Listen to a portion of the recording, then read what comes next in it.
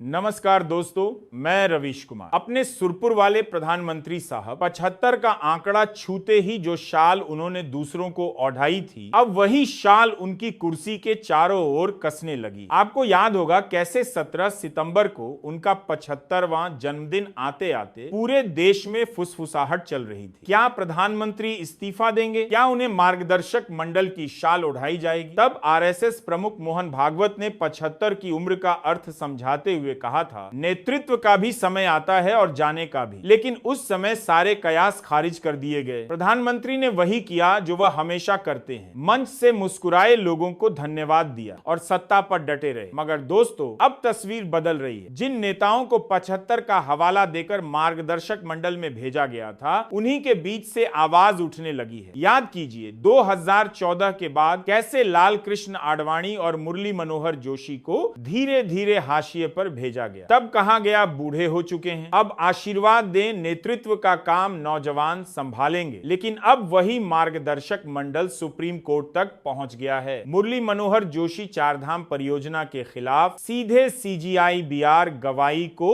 पत्र लिख चुके हैं। यह सिर्फ पहाड़ों का मुद्दा नहीं है, यह उस राजनीतिक पहाड़ का संकेत है जो भाजपा के भीतर खड़ा हो रहा है। सोचिए, जो मंडली कभी प्रधानमंत्री के इशारे पर खामोश कर दी गई थी, अब उसी मंडली से संदेश निकल रहा है, झोला उठाइए और अब विश्राम कीजिए। क्रोनोलॉजी साफ है। 75 की उम्र का नियम पहले दूसरों पर लागू हुआ, अब वही नियम खुद प्रधानमंत्री को घेरे में ले रहा है। आरएसएस भी देख रही है कि सत्ता की गाड़ी कितनी दूर जा चुकी है और ब्रेक लगाने का वक्त अब उनके ही हाथ में है। फिलहाल सवाल यही है, क्या यह सिर्फ चारधाम परियोजना की लड़ाई है या भाजपा के भीतर एक नए नेतृत्व की आहट सुनाई दे रही है, जो कभी दूसरों को झोला उठाओ का संकेत देते थे? क्या अब वही संकेत उनकी ओर लौट रहा है? यही है इस पूरी कहानी का सबसे बड़ा राजनीतिक धमाका। प्रधानमंत्री मोदी जब गुजरात से दिल्ली आए थे तो उन्होंने अपनी ही सुरक्षा के लिए एक नियम गढ़ा था, मार्गदर्शक मंडल का। 75 साल की उम्र में नेताओं को सम्मान पूर्वक किनारे लगाने का यह नियम, तब किसे पता था कि यही नियम कभी उनके ही गले का घंटा बन जाएगा। आपको याद होगा आरएसएस प्रमुख मोहन भागवत ने एक बयान दिया था जिसमें उन्होंने 75 की उम्र पर शाल ओढ़ने का संकेत दिया। फिर सफाई आई कि यह इशारा प्रधानमंत्री मोदी के लिए नहीं था, लेकिन अब जो घटनाएं हो रही हैं उनसे लगता है कि संदेश वही था, बस शब्दों में लपेटकर। मार्गदर्शक मंडल में भेजे गए प्रधानमंत्री के गुरु कहे जाने वाले के एन गोविंदाचार्य, मुरली मनोहर जोशी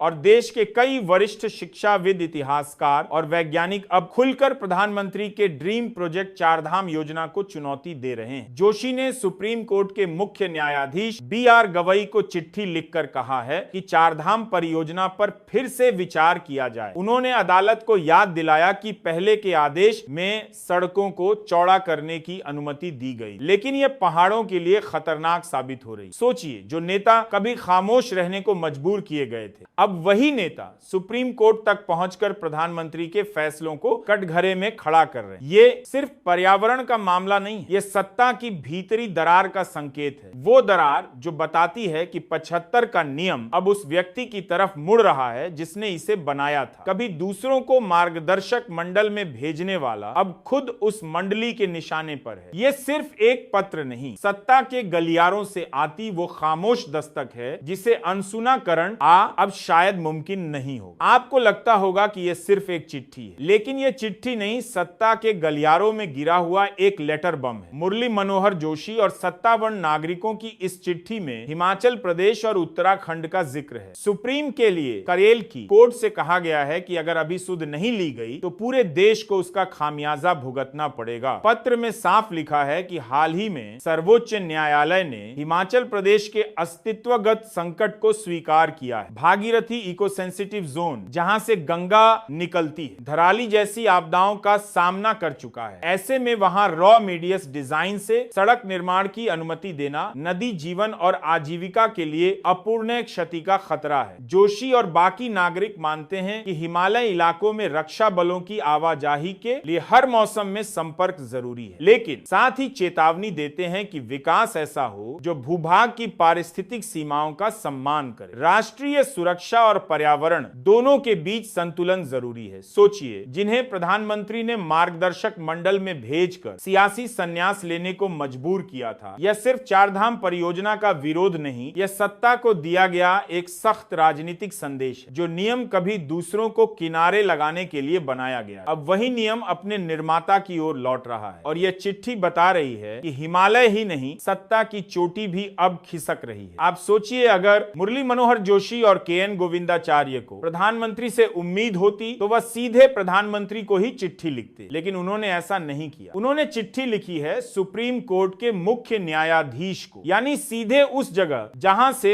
प्रधानमंत्री के ड्रीम प्रोजेक्ट चारधाम हाईवे को कानूनी तौर पर रोका जा सकता है। पत्र में कहा गया है कि सुप्रीम कोर्ट अपने पुराने आदेश की समीक्षा करे, क्योंकि हिमालय में सड़कें जिस चौड़ाई से बन रही हैं वो तय मानकों से कहीं ज्यादा है, और यही चौड़ाई क्लाइमेट चेंज की रफ्तार बढ़ा रही। उत्तराखंड, हिमाचल और जम्मू कश्मीर में बारिश का पैटर्न बदल रहा है, बादल फटने की घटनाएं बढ़ रही हैं। उत्तराखंड इस साल सबसे ज्यादा तबाही देख चुका है। लेकिन दोस्तों, देश के मौजूदा माहौल में हर घटना को जिहाद का रंग देकर ध्यान भटकाने का चलन, पेपर लीक हुआ तो नकल जिहाद, लव हुआ तो लव जिहाद, पर बादल फटने पर अभी तक कोई बादल जिहाद नहीं हुआ। शायद इसलिए कि इस बार तूफान में दोषी बताने के लिए कोई आसान नाम नहीं मिला। याद रखिए, यह सिर्फ पर्यावरण की लड़ाई नहीं है, यह सत्ता के भीतर एक खामोश विद्रोह भी है। जो लोग कल तक मार्गदर्शक मंडल में बैठकर खामोश। आपको याद दिला दूं, चारधाम परियोजना सिर्फ सड़क बनाने की योजना नहीं है, यह एक ऐसा सपना है जो 2016 में शुरू हुआ था। लक्ष्य था उत्तराखंड के 4 बड़े तीर्थ स्थल यमुनोत्री, गंगोत्री, केदारनाथ और बद्रीनाथ को चौड़ी, हर मौसम में चलने वाली सड़कों से जोड़ना। तीर्थ यात्रियों की यात्रा आसान हो, पर्यटन बढ़े और जरूरत पड़ने पर सेना की आवाजाही भी तेज और सुरक्षित हो सके। सुनने में अच्छा लगता है, लेकिन समस्या वहीं शुरू होती है जहां सड़क की चौड़ाई बढ़ाने के लिए पहाड़ों का दिल काटा जाता है। परियोजना में 12 मीटर चौड़ी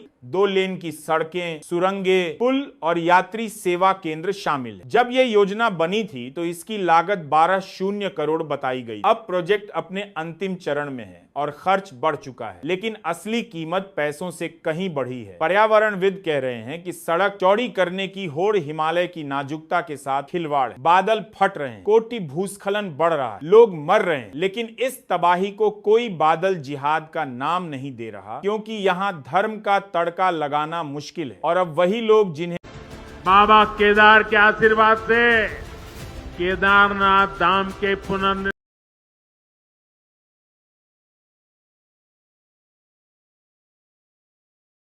प्रधानमंत्री ने मार्गदर्शक मंडल की शोभा बनाकर साइडलाइन कर दिया था, वो इस प्रोजेक्ट पर सुप्रीम कोर्ट के दरवाजे खटखटा रहे हैं। मुरली मनोहर जोशी, के.एन. गोविंदाचार्य यह नाम सिर्फ पत्र नहीं लिख रहे, यह सत्ता के भीतर एक खामोश विद्रोह की इबारत लिख रहे हैं। आपको क्या लगता है? आप अपनी राय दें। चलो मिलते हैं एक और वीडियो के साथ, तब तक के लिए जय हिंद, जय भारत।